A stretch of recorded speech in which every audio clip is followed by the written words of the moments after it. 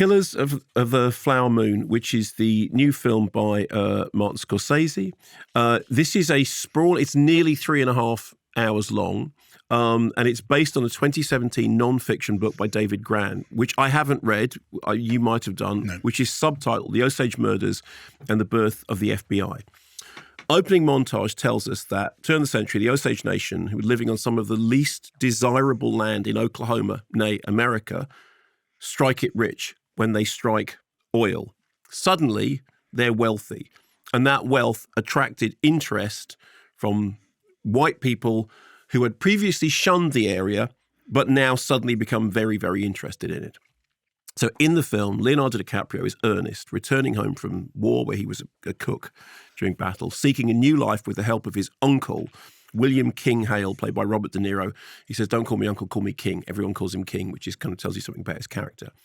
King explains that there is money to be made here, that money flows freely in this land. One of the ways of making it is to marry into the families of the indigenous people and then ensure that the ownership deeds of their property and their money pass to them in the event of deaths. And King suggests that Ernest become a driver, and in doing so, he meets Molly, played by Lily Gladstone, who is currently unattached. Here's a clip. He told me you was going with Matt Williams for a time. You talk too much. Oh, I don't talk too much. Just thinking who I got to beat in this horse race, that's all. I didn't realize this was a race. I don't care for watching horses. Well, I'm a different kind of horse. Onkashi. Shomikasi sheko shiajimi. What was that? Shomikasi. That's how you are. I don't know what you said, but it must have been Indian for handsome devil. So a relationship starts to blossom between them, which, that appears to be a genuine relationship. But the women of the Osage Nation are afflicted by diabetes. There are increasingly large number of early or premature deaths and indeed murders and killings. Enough in the end that these attract the attention of federal officers led by Tom White, played by Jesse Plemons.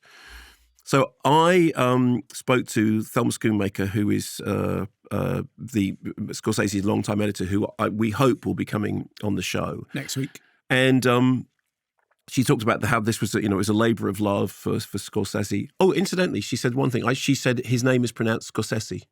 And I've always said Scorsese. Everyone says that. No, but apparently Scorsese. And she was very, very clear about this. She said his name is pronounced Martin Scorsese. And I am not arguing with Thelma Schoonmaker about how to pronounce. I think that's right. But the problem with that is if you, in casual conversation, talk about Martin Scorsese, everyone else is going to say, why are you saying it like that? And I'm going to say because Thelma told me to, and I am not arguing with her because she's an authority. Fair enough. Anyway, so he had initially tried to make this before The Irishman. It was an expensive film. I think it's $200 million, and it's Apple TV did it alongside Paramount. So despite the fact that it has a proper theatrical release, it will be seen by a large number of people on streaming, which I think to some extent explains the extended running time, because obviously, we all hear stories about when people are making films for studios for theatrical exhibition, then you end up having fights with the producers about, can it be this long, can it be this long? If you're a streaming service, they don't care. You make it as long as you want and fine. So it is true, and I think that this has to be said. I think as a theatrical experience, it is a testing running time. I think that it felt that it had been put together in the knowledge that it could be as long as it wanted. And I think there is a question at some point to be had about whether or not there is a different thing between a streaming running time and a theatrical running time, because I did feel that there were long goes. I mean, it takes its time, and it's not always time well spent. It doesn't always look like it's been absolutely ruthlessly stripped back. It is taking its time to tell its story in a way that we would associate, or I would associate more with home viewing. That said, it has real big screen beauty. It's beautifully shot by Rodrigo Prieto. You see it on the big screen and you think the visuals demand to be seen on the big screen. It's also clearly heartfelt. I mean, apparently the Osage Nation had quite a lot of input into the script and the film, which changed it quite a lot, and which lends an authenticity to the story and the way the story is told, because the story is quite horrifying in a sort of kind of understated way. I mean, it is a fairly brutal depiction of the way in which these peoples have been exploited, and it's done in a kind of forensically methodical manner. Performances are great. Leonardo DiCaprio's face, he does this grimace. It's like, I can't do it, but like his mouth is turned down at either side.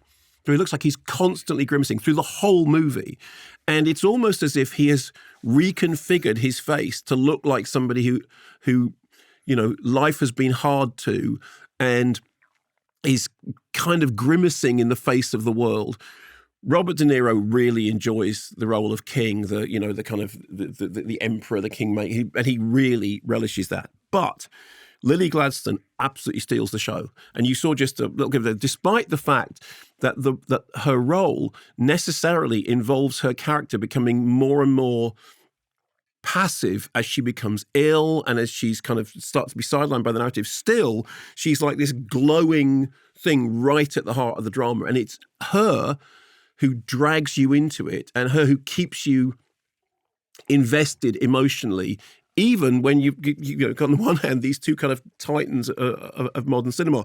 There is a score which I think you'll like very much by Robbie Robertson, which is bluesy and stripped down. Occasionally there's this like boom, boom, boom, boom, boom, boom bass thing that goes on for like minutes at a time, just like a kind of plod. It's almost like a heartbeat. You're a Robbie Robertson fan anyway, aren't you? Yeah. I think you'll like that very much. And the whole, like I said, the whole thing has a real heartfelt feel to it. I would say, however, I do think that there is a proper debate to be had about when you're being financed by streaming services and when running time isn't an issue, whether there is such a thing as an ideal theatrical running time or an ideal home stream. I did feel watching this in a cinema, this doesn't actually need to be this long. Could it have been, 4 1 hours? Yes, I think it probably could have been. I think that's probably the case. And in fact, funnily enough, later on we'll talk about the Jimmy Savile drama, which is for 1 hour, and we are just in an interesting point at the moment in which there is a tug of war between theatrical and streaming, and whether or not, like I said, everything about the visuals is big screen, but something about the nature of the storytelling lends itself more obviously to the small screen. And I'm not saying that means don't go and see it in the cinema. What I'm saying is when you see it in the cinema, you are more conscious of the fact that it is absolutely taking its time telling this story.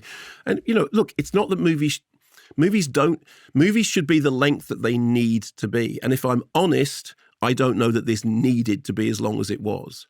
But there are many, many great things about it. That shouldn't be a defining factor. How long? Did that sound fair? Yeah. I think so. Because 3.5 hours just nothing needs to be that long. But But you remember we used to talk about Monty Python's Meaning of Life? Yes. That because they had an incredibly big budget, some of the discipline and rigor of being poor, absolutely, disappeared. And some of the discipline and rigor of saying we've got to, it can't be longer than 2:20 or 2.5 hours is quite a useful thing, isn't it? That's weirdly enough, I believe that is the case. And, I remember I had a conversation with Nigel Floyd once about we were sort of fighting for directors being allowed to have their own director's cuts. And there was Aliens, the special edition, this time it's more and all that stuff. And then I remember Kim Newman saying, at what point can we all agree that the shorter version of Wicker Man is better? I'm not saying that movies cannot be long, but what I'm saying is that there is an ideal length for stories, and that may not be the same for theatrical and home viewing. And I think we are moving towards a point in which there may be a discussion about those two things. How long is it in the cinema for? It'll be a few weeks. I mean, it's getting a proper theatrical release, but it will. Excuse me, it will be seen by a lot of people on streaming services because it's Apple. Thanks very much for watching this video. I hope you enjoyed watching it as much as we enjoyed making it. While you're here, check out all the other videos because they're cool too, aren't they? Yeah, and if you want to keep up to date with everything Kermode and Mayo's Take, then check out our social channels. I mean, why wouldn't you? I mean, I would. I have done. Excellent.